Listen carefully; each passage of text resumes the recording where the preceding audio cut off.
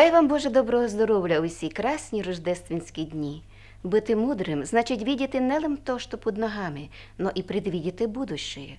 Творча група програми «Русинська родина» і я, її ведуча Віра Кобулей, желаємо вам мати розум, аби уділити главное від второстепенного.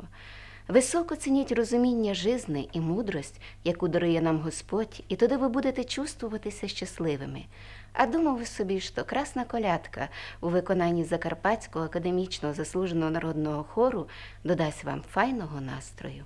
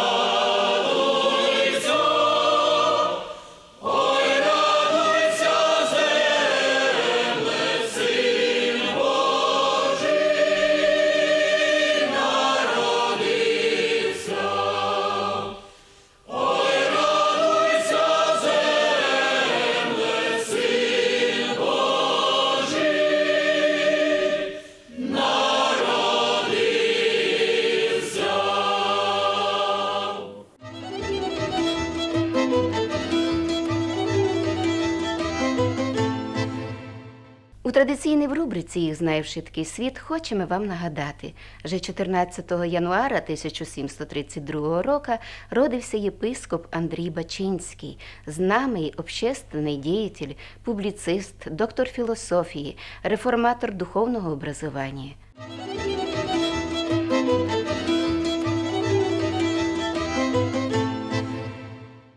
Нагадуємо вам, що спонсором нашої програми є благодійний фонд «Русинська школа», голова спостережної ради Стівен Чепа. У минулу суботу в видавництві «Ліра» відбулася зустріча з закарпатським поетом, професором Іркутської сільськогосподарської академії Ярославом Іваньом. Про цю подію розкаже слідуючий листок нашої програми. Усі рождественсько-новорічні дні директор поліграфічного центру «Ліра» Олена Кухарська рішила зібрати многих представників творчої інтелігенції на зустрічу із поетом Ярославом Іваньом, котрий родом із Великих Лучок, що на Мукачівщині.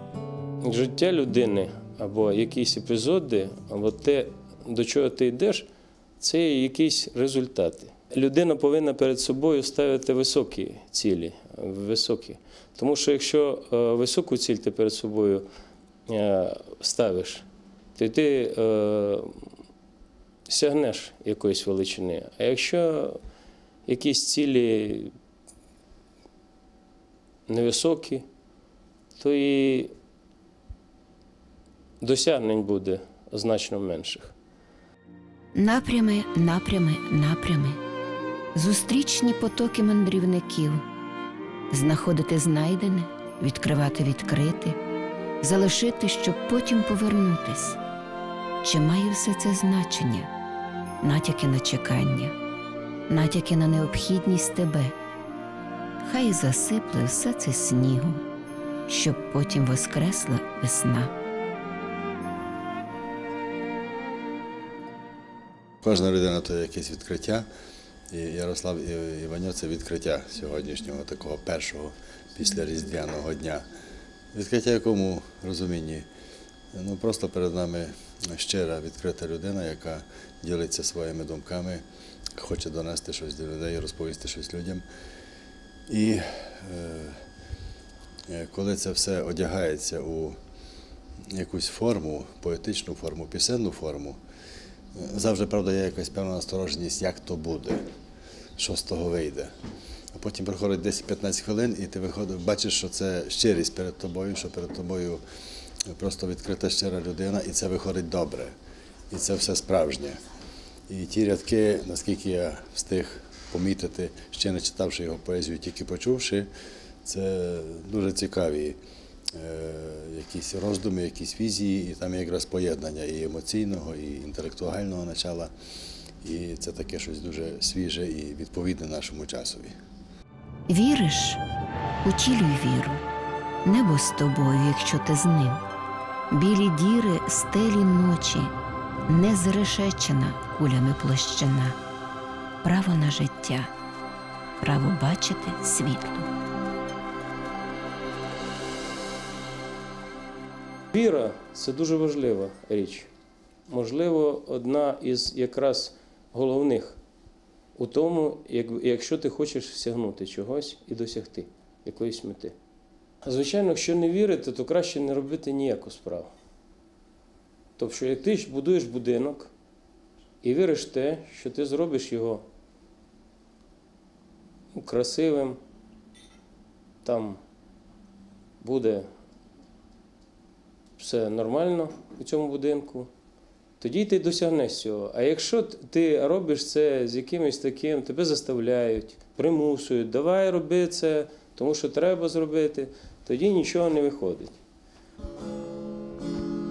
Відшліфований діамант і антикварний циферблат на дні ріки і неба стікає темнота у пащу вулиці. Лабіринт фонтану під ногою храму. Діти прагнуть розгадки.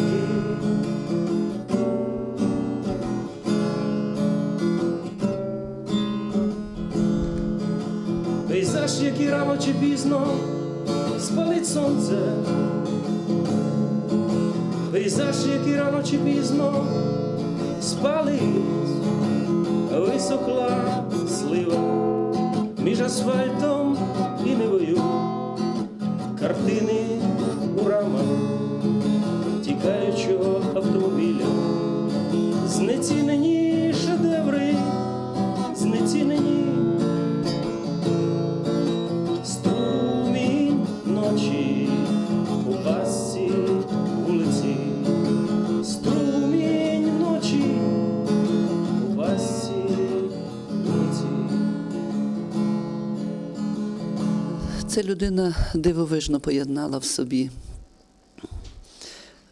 вміння відкривати щось нове в науці і водночас щось нове і незвичне у поезії. Його поезії нагадують мені особисто імпресіоністичні картини, на яких якось дивовижно поєднані різні барви. І здається, що нібито якось дивно вони поєднуються, але водночас виникає якась незвичайна гармонія.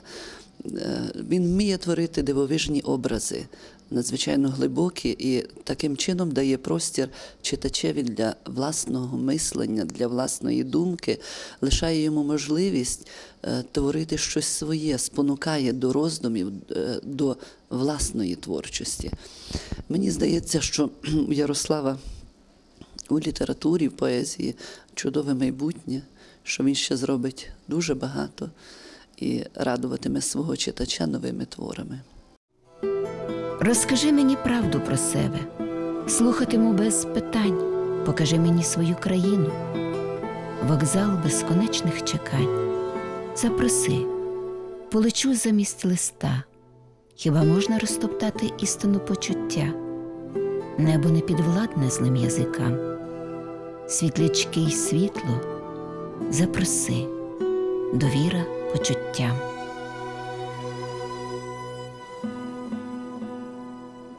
Я не знаю, як інші пишуть, як просто у тебе якесь є, я не знаю, як це назвати, натхненням або якесь почуття. Коли людині хочеться аж плакати, от тоді починаються якісь слова, якийсь рядок, а потім може бути вірш один рядок, може бути 3 рядки, а може бути багато рядків. Розплетений кошик сад. Тут багато чого сказано. Тому що про дерево можна говорити цілими днями. Тут просто в дереві все. Ну, ви знаєте, що Ньютон відкрив закон, кажуть, десь там є дерево, мов би, біля Лондона. А тут просто дерево в саду – це дім і для птахів, і для людини. Тобто це своєрідний будинок життя, в якому відбувається своє життя. Наприклад, для птахів, і людина туди все підходить. А що стосується на екрані снігу? Ну, що таке екран снігу? Сніг як екран. Тобто ти можеш на ньому, як фільм, це екран. Ти дивишся різні фільми. От те ж саме тут. Сніг – це екран.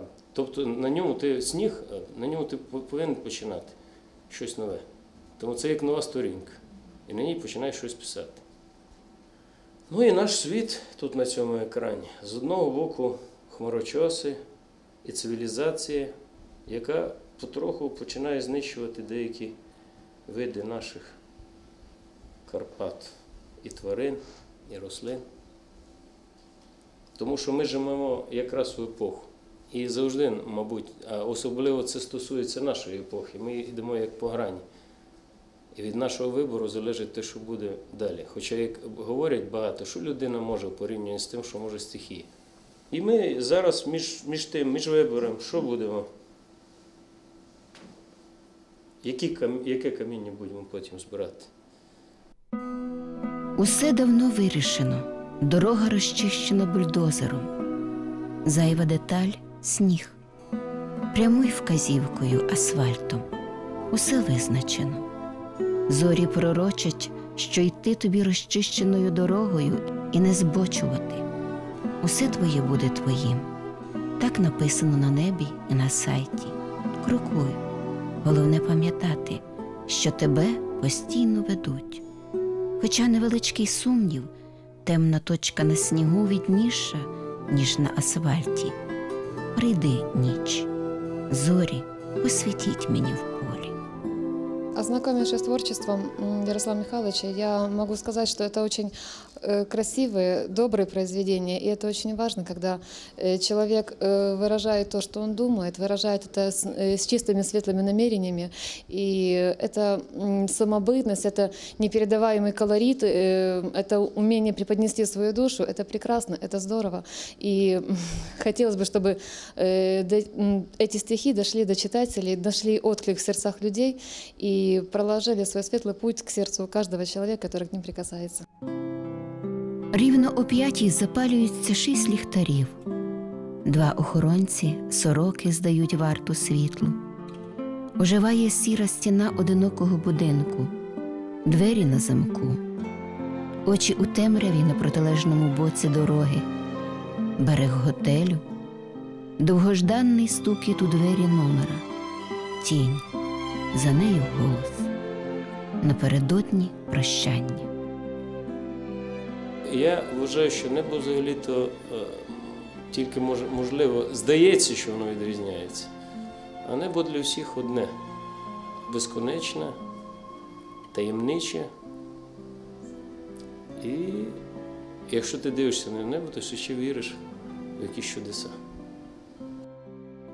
Де та стіна, за якою могильники копають яму? Скільки ще йти? Багнюка по кісточки, по коліно, по пояс, трясовина. Розтринькані руки на необхідну дорогу. А чи існує вона? Позаду нічого немає. І поруч теж. Ми черговий раз мали відчути, що у нинішній момент, так же, як у кожен, немає можливості повернутися до вічних цінностей, до те, що стосується серця і те, що стосується душі. І чим би ми не займалися, де би ми не жили, у нас все одно є спільні цінності, які нас об'єднують. Це ми мали чудовий раз впевнитися саме сьогодні. Я би ще раз хотів подякувати учасникам і також людям, котрі організували цю зустріч. Кинуті на вітер слова, пили пиляють дрова. Геній димарів чорнить полотна землі. 3 світла. Іди, зупинись, стій. Брак зеленого. Як може бути фігура без тіні? Тобто, як може бути день без ночі? Я теж повторюю. Як може бути людина дійсність і без сну? Тобто вони як єдине ціле. Щось є цікаве і вночі, а щось є дуже цікаве і вдень. Тому і ніч має свої особистості, і день має свої особистості. Це те ж саме, якщо запитати таке питання, що вам більше подобається – зима, літо, весна чи осінь? Я так скажу, мені подобаються всі пори року. І не уявляю собі, як можна говорити, що осінь така красива, така чудова, вона дає різні барви, без зими. А якщо зими не буде, то як буде тоді, як люди можуть порівнювати, наприклад, ті, які живуть десь там, я не знаю, на екваторі. Вони не знають, що таке зима. І я вважаю, що вони бідні в цьому відношенні. Якщо ти садівник, повинен після себе залишити багато квітів. Якщо ти будівельник, багато будинків. А солдатам не бажано, щоб вони воювали. Переплавити всі танки. Хоча це неможливо просто. Це неможливо. І щоб людина ще зберігала, хотілося б, щоб вона до кінця життя зберігала те, щоб любила життя. Тобто завжди було щось для себе відкривала.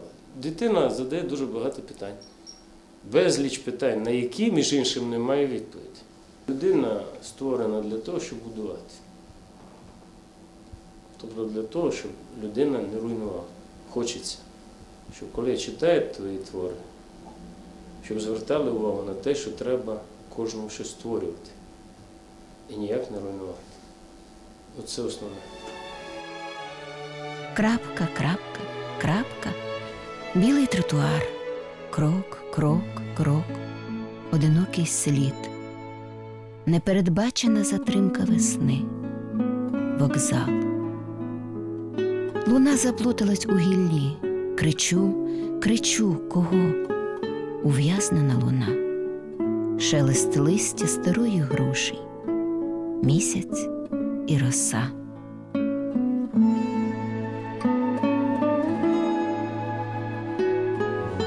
Легке рожеве марево, відхід ночі, прихід дня.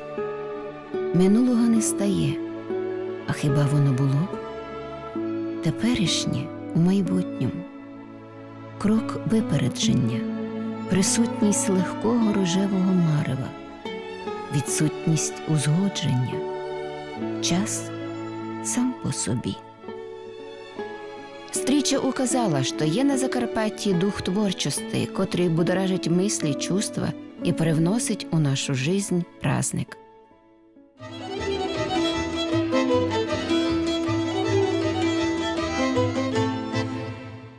Час біжить скоро, як тане лед у яри. Я з вами прощаюся, будьте здорові й щасливі. Стрінемося через тиждень.